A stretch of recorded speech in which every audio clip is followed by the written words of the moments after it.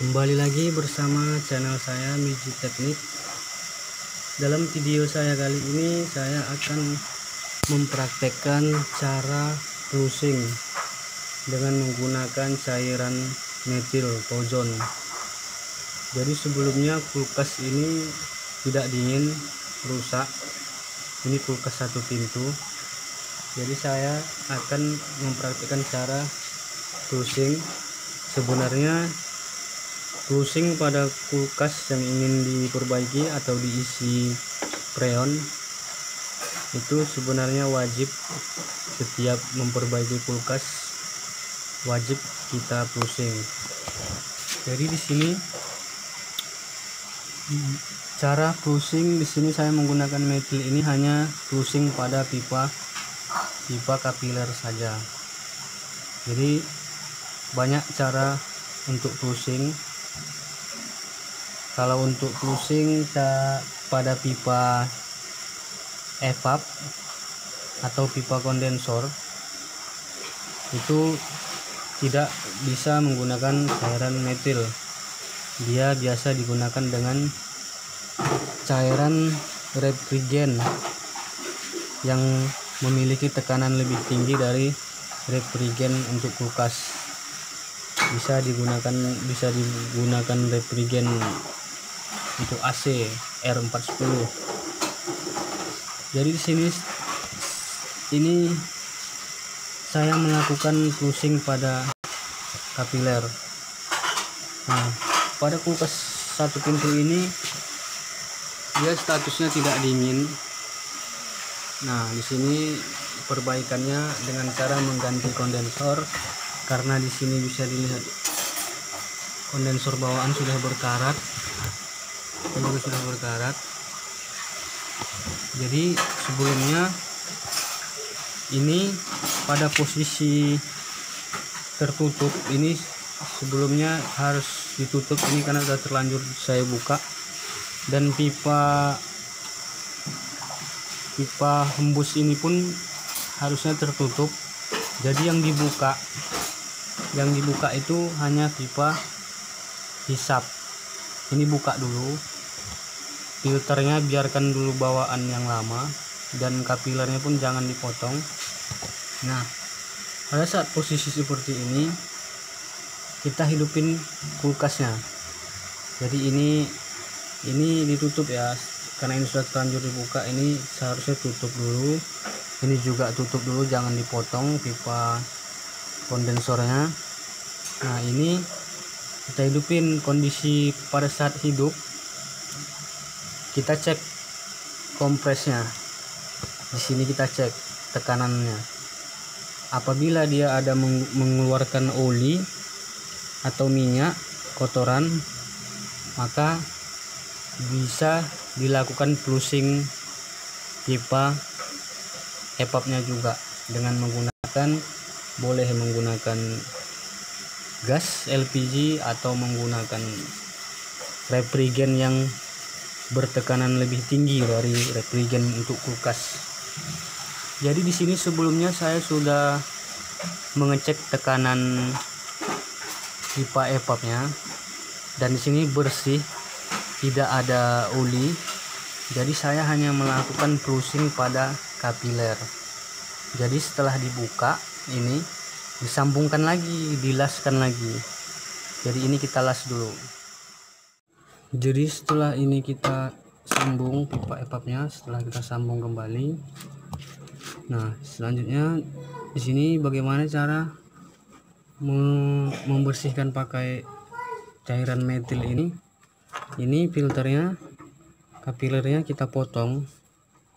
Yang terhubung ke filter ini kita potong. Nah, seperti ini kita potong. Nah, ini nanti kita masukkan ke kapiler, ke filter yang baru. Nah, ini kita buat lubang yang sesuai. Ini kita bisa besarkan lubangnya.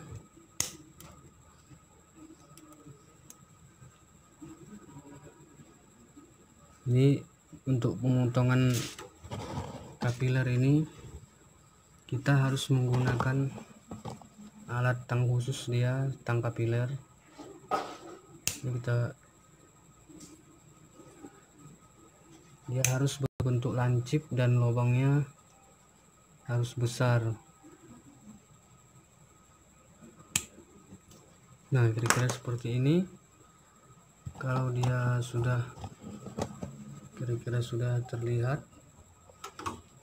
agak silau, lubangnya kira-kira seperti ini ya, nggak terlihat. Oke, seperti itu. Nah, jadi selanjutnya ini kita buka,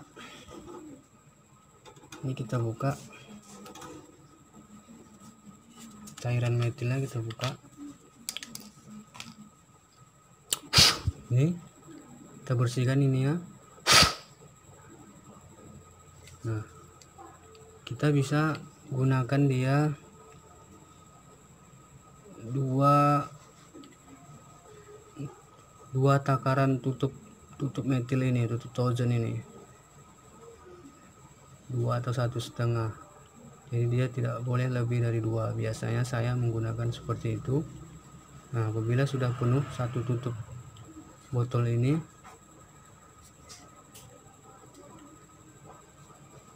nah ini kan dalam kondisi terbuka. Jadi ini kita tutup aja, sementara kita tutup. Pastikan ini pipa hisap juga, pastikan tertutup. Lalu kita hidupin mesinnya.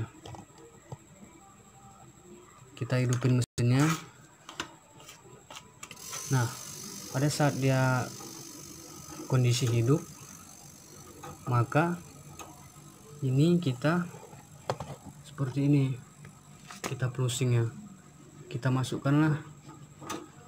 Jadi yang ini tadi kan sudah tertutup, dia ditutup nih. Jadi inilah yang menghisap, ini ganti hisapnya. Ini kita masukkan untuk membersihkan pipa kapiler. Nah, seperti ini. Kalau dia lancar, sistem hisapnya lancar, dia habis, berarti sirkulasi hisapnya bagus, dan kita bisa buat lagi satu botol lagi, satu tutupnya lagi seperti ini.